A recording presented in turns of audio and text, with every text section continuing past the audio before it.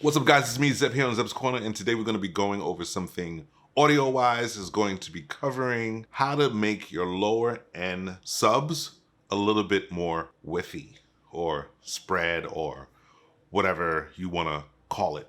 It's going to make your lows have some space. A lot of times we tend to believe, and it is written in the rules, so to speak, that your lows should be somewhat down in the middle. And when it stays in the middle, it gives all the other filler parts of your song, guitars, keys, synths, effects, vocals, a little bit of more space, while the lows stay dead center. So your kick, your bass could kind of really just stay in the middle. Once it stays in the middle, everything else just gets a little bit of spread. But what if you want to actually make some of that low stuff a little bit more whiffy? We're going to dive in and take a look at a particular track that is predominantly low end, very little higher end material. And with that, you'll be able to see how you could actually spread your lows. So let's go. Okay, so we have a track here that has some parts that are mainly just the drums and the bass. Now, there are other parts to this particular track I do not have at this moment. So the only thing I got rid of for now were the vocals, because that's not the focal point here in this particular tutorial. The thing that is supposed to be focused on is the bass and how to get some of that width in it. The bass does have this melodic thing going on as it plays, but it's not open enough, so it makes the track seem a little bit empty. So my main thing for now really is just to focus on widening that bass. And what would I do to do that? So we're going to just play a few bars, and then we're going to dive into how to make it more roomy or withy or stereo-y, if that's a word.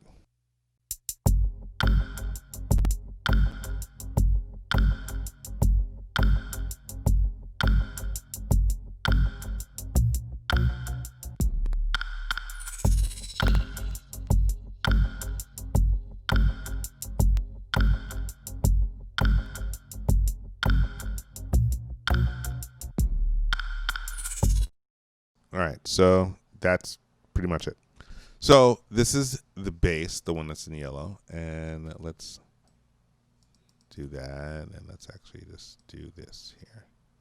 So the low end, as you can hear if we play it by itself, you'll see it has some kind of, again, melodic thing that's going on, but it's still a bass. And I tried a few other things just to get some more of the melodic part to come out and filtering and stuff. It just didn't turn out the way I like. So the other parts that actually make it a little bit more melodic, not the bass itself, but the other instruments, will come in later.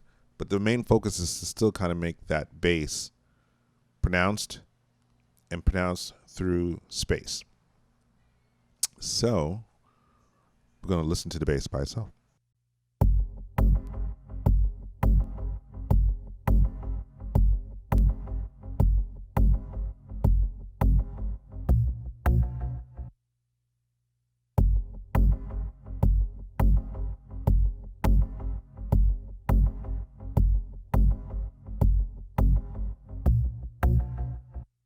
So you hear, if you look at the transients or the little peaks, or whatever you want to call them, transients, peaks, it hits like a kick.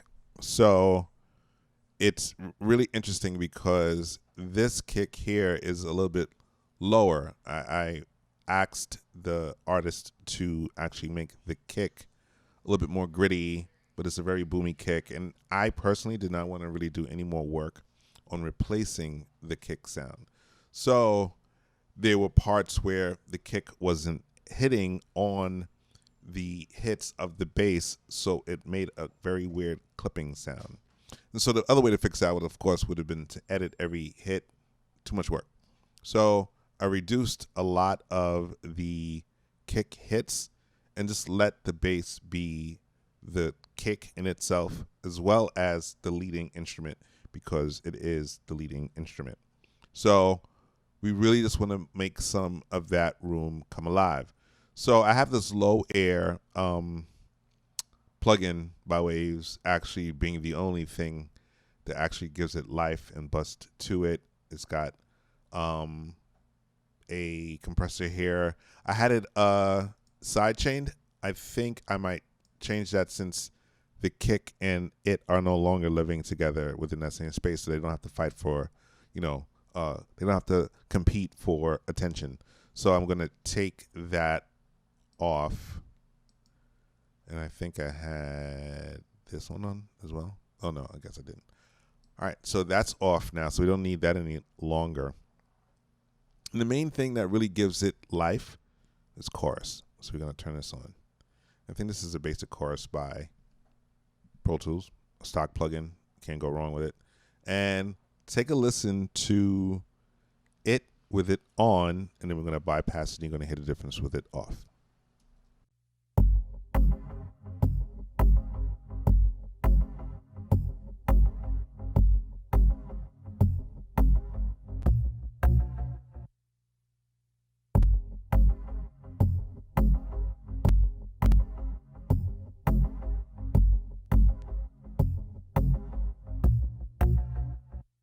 So you heard the difference between that. I think you heard some stuff happening on the right and the left of the speakers, especially if you're using headphones. We're going to bypass it again, and you should definitely hear it be a little bit more open now.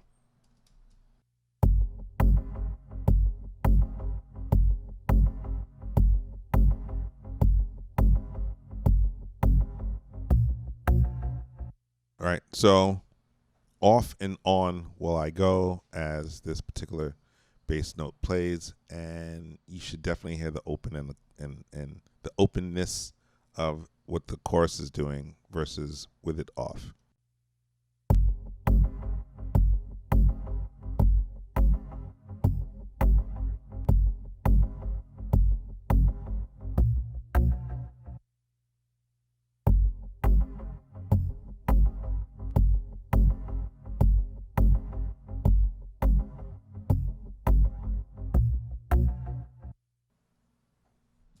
So that makes a hell of a lot of difference. HE double hockey sticks. I already said hell. What difference does it make? And it's really it really brought life to it. I fought and I fought and I fought to make it sound spacey, and I was having the biggest trouble. And I forgot choruses on basses bring out life without ruining the bottom end of the bass. It's a way of putting width on it without really losing character, which is what we're trying to do. We're not trying to lose the character of the bass, but we're just trying to really open it more. Of course, you could have put a stereo on it or maybe some kind of spreader, but I'm not really a scientist in the knowing of the difference between a chorus and a spreader per se, but I do know that a chorus is more of a detuning thing. So it's sort of like a trick of the air in a sense. So it does something slightly different than what a stereo spreader will do. So, and you could play with different types of things. So I just pretty much used a stock plugin with a stock preset, tried it, liked it, didn't really make any adjustments to it, and you could really play with your stock plugin or whatever chorus effect you can use. Choruses are not only used on basses, they're used in several places, of course, vocals as well. And any instrument where you think you really want to use some spreading without actually adding stereo to it. I would venture to say Haas stereo may work. I don't know. I didn't try it. I'm not a fan of the Haas effect in Pro Tools itself, or at least the stock plugin. I think Reason makes a good one, and I like that. But we didn't do this in Reason. This track was done in Logic, so I just told him to give me all the raw stuff, and I've been working on it ever since. So this here sounds far better than what it did before. And let's play it in context with the kick, where the kicks come, because the parts where you hear it drop, that's where the kick comes in. So let's take a listen.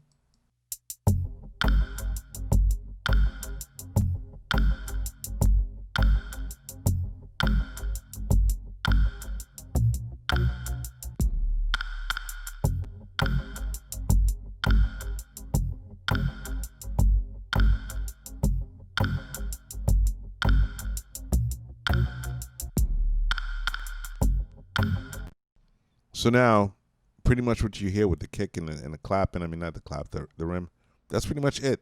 Outside of the other instruments, which I will bring in. So the other instruments would actually give a little bit more melody. I think it still needs a little bit more melody, and I'm looking for something to follow the pattern of what the bass is doing. Not the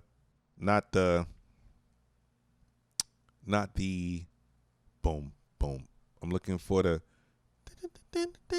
whatever that synthy thing is. I'm looking for some kind of keys to actually follow that, the brightness of it. So the brightness parts, which it needs to be opened up. But if he cannot do it, then this chorus will do it within itself. And I think that is what is working here, as opposed to it not being on. So let's take a listen to it off again.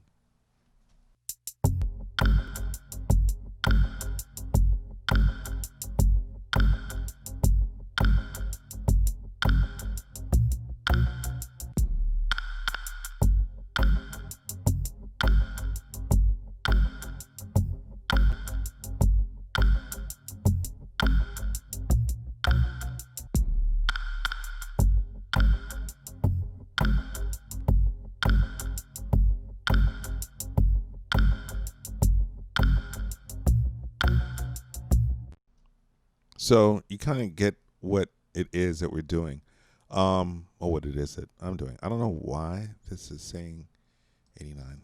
It should really be like that. Okay. So the other thing that I did do was I did at first try to make it a mono in this sense, making the left and right dead in the center.